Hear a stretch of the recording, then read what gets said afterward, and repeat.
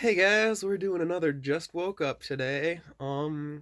Had some cool realizations while I was waking up, and I just thought I'd share them because I blew my own mind. May as well, clue other people in on some of the details. This book right here, Super Normal by Dean Radin, I highly recommend it. It goes over the scientific evidence for how extra normal, reality bending, clairvoyant, whatever you want to call it, things happen.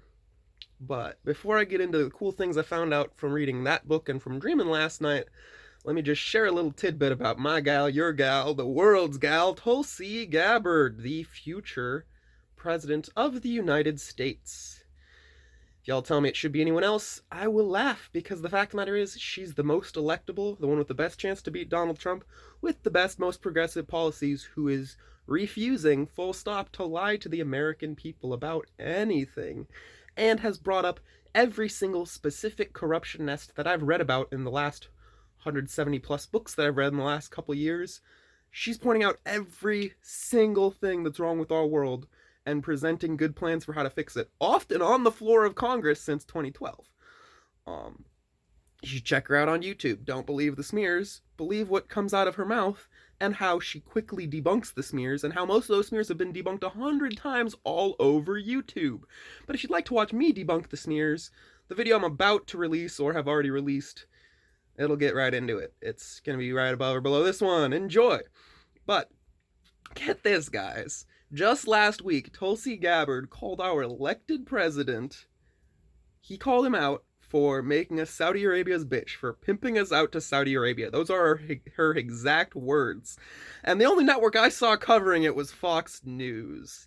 Now, this week, I've seen several different articles write about how Tulsi Gabbard opposes impeachment. What a monster! And, most of America opposes impeachment because it would be really divisive and wouldn't actually solve the problem. We'd be stuck with Mike Pence, and it, quite frankly, is supposed to be a last resort, not a anytime something happens that the media borg doesn't like, we're going to impeach the president resort. And just because they can't get their corporatist candidate to get people fired up about him, just because they're not going to be able to get Warren or Joe Biden to be the nomination and to win in 2020, they're now pushing this thing, and it's nonsense. But Tulsi's the only one on that candidacy, in that, not on that stage? She's on the fourth debate stage, so yeah, the only one on that stage. I can say that again, mother effers. Sorry for my almost language, but I'm just pretty excited that she's gonna be back on that stage. She's gonna win the presidency with her third debate, and it's gonna be awesome. But, she won't call out Donald... Well, she does call out Donald Trump for making us Saudi Arabia's bitch, for pimping us out, but she won't call out Donald Trump's impeachment rah-rah, because she knows that, one, if we don't have the Senate, we're not going to get an impeachment, and all it's going to really do is get people fired up and divisive. It's not productive, and she's not having it. Once again, she's not willing to score political points just to, follow the crowd. And she's getting a lot of attention for this. I've seen 3 or 4 articles now that have been written about this monster woman who won't support impeachment.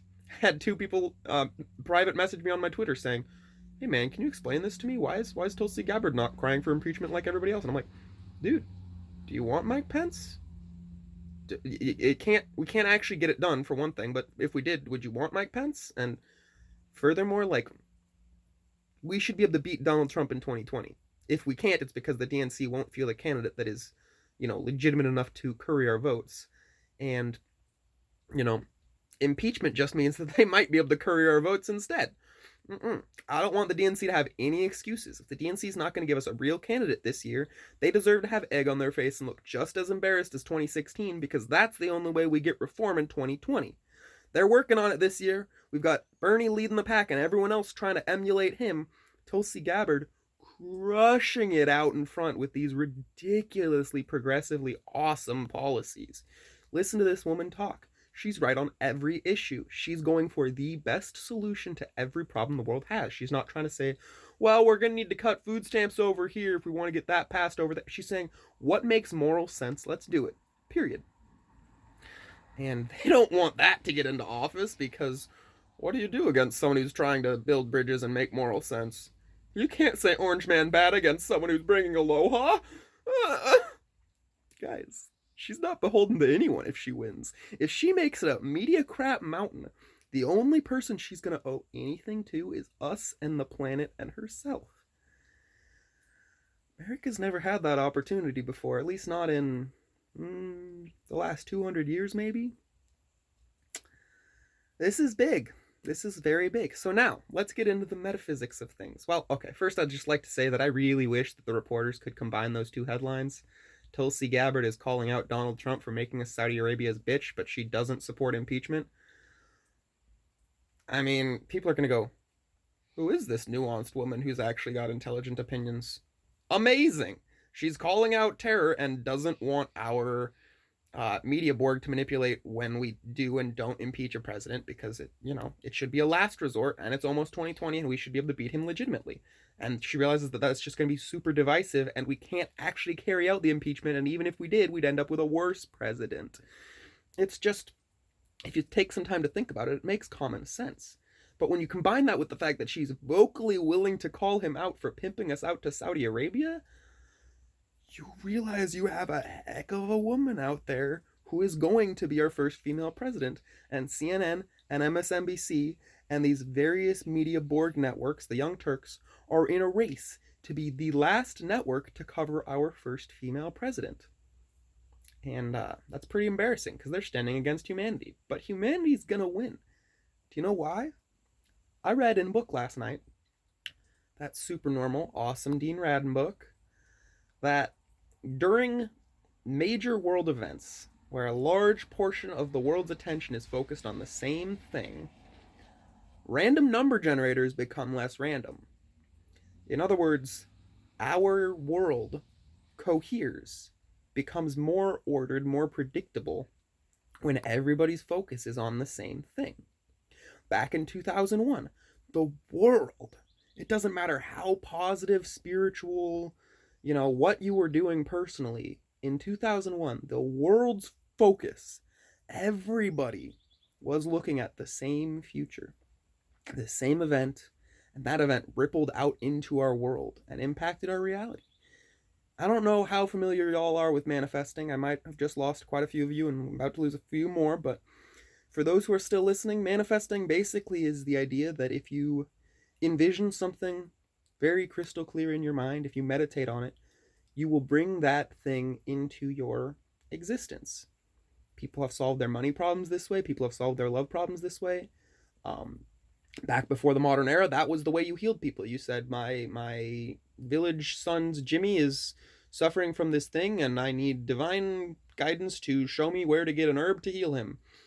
And, there's reports of these shamans going into the woods and finding energy, finding a glow coming off a particular herb that they've never used before. They'll pick it, bring it home, and it fixes little Jimmy. That was a bit of a tangent, but bigger picture here. If the world focuses on an event, random number generators cohere, that reality becomes more likely to be our future for more of us, and we get steered in that direction. This is scientific evidence of how manifestation works.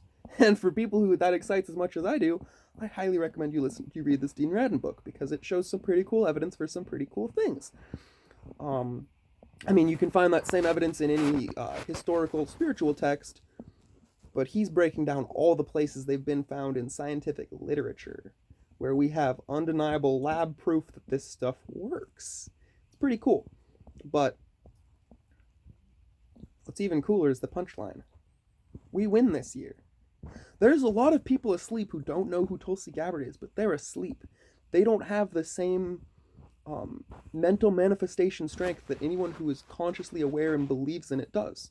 These studies have shown this objectively. If you believe it, you have more of an impact. The effect is stronger. So it doesn't matter if there's a lot of asleep, hypnotized, brainwashed Joe Biden voters out there, because they don't control the future. They're just along for the ride. The people who actually control the future are cohering, are all paying attention to one amazing aloha woman. And that energy, that coherence, is rippling out into the world and affecting what future many people are going to. Wow. So Tulsi Gabbard has pledged her superdelegate votes to Bernie Sanders if she doesn't get the nomination. There's no reason not to vote for the best option this year, because if we miss, we get Plan B Bernie Sanders, and he's the best Plan B America could dream of. I already know what happens. All we need to do is focus up on this amazing Aloha Patriot woman. She's already won.